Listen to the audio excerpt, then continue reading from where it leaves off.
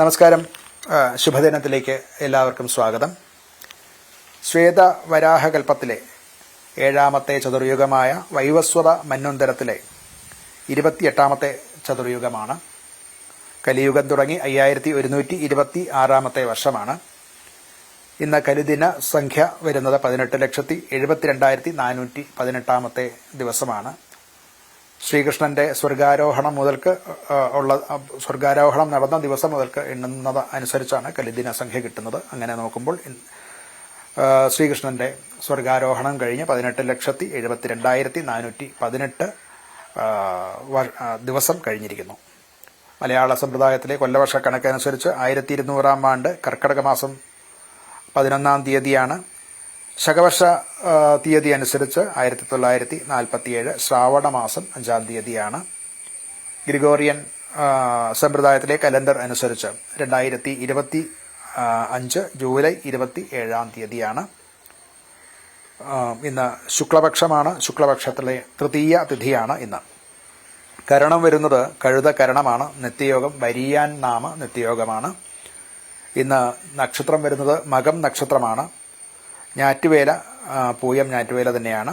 ഇന്ന് ദിവസം ഞായർ. സൂര്യന്റെ കാലഹോരയിൽ തുടങ്ങുന്ന ദിവസമാണ്. ഇന്ന് സൂര്യന് പ്രാധാന്യമുള്ള ദിവസവും കൂടിയാണ്. ഇന്ന് രാവിലെ ഉദയം സംഭവിക്കുന്നത് 6:17 ആണ്.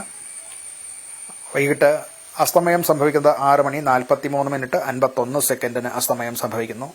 ദിനമാനം വരുന്നത് 12 മണിക്കൂർ 26 മിനിറ്റ് 50 ആണ്. ഉദയാസ്തമയങ്ങളൊക്കെ മധ്യകേരളത്തിലെ ഉദയാസ്തമയങ്ങളാണ് പറഞ്ഞിട്ടുള്ളത്. ഏതാനും സെക്കൻഡുകളുടെയും മിനിറ്റുകളുടെയും ഒക്കെ വ്യത്യാസം തെക്കും വടക്കും ദിക്കിലേക്ക് പോകുന്തോറും നമുക്കുണ്ടാകും.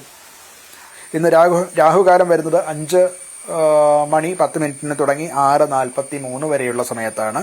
ഗുളികകാലം വരുന്നത് ഉച്ചയ്ക്ക് 3:37 മുതൽക്ക് 5:10 വരെയുള്ള സമയത്താണ്.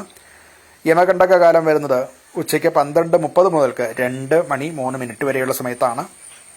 രാഹു, ഗുളിക, യമകണ്ഠക കാലങ്ങൾ പൊതുവെ വർജ്യങ്ങളായിട്ടുള്ള സമയമായിട്ടാണ് വച്ചിരിക്കുന്നത്. ഈ സമയത്ത് പ്രധാനപ്പെട്ടതായിട്ടുള്ള കാര്യങ്ങൾക്കോ പ്രധാന യാത്രകൾക്കോ ഒക്കെ സമയം എടുക്കാതിരിക്കാൻ ശ്രമിക്കേണ്ടതാണ്.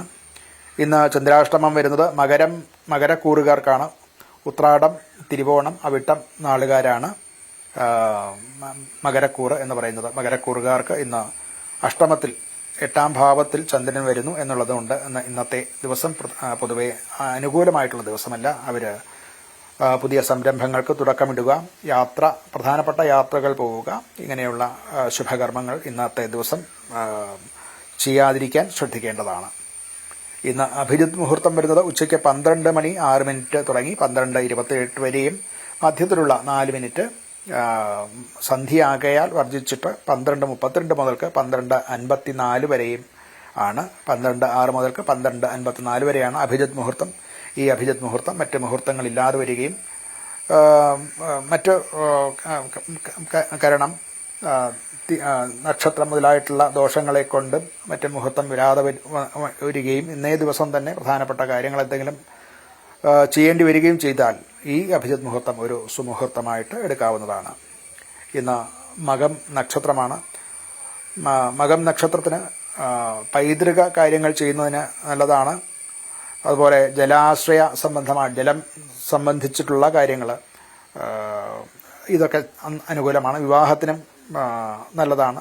യുദ്ധ കാര്യങ്ങൾക്കും അതുപോലെ സാഹസ കൃത്യങ്ങൾ ഇതൊക്കെയാണ് അനുകൂലമായിട്ടുള്ള ദിവസങ്ങൾ. മറ്റ് ശുഭകർമ്മങ്ങൾ മകം നക്ഷത്രത്തിൽ ചെയ്യാറില്ല. ഇന്ന് കർക്കിടക മാസം 11 തീയതിയാണ്. രാമായണ മാസാരംഭം മുതൽക്ക് 11ാമത്തെ ദിവസം വരും.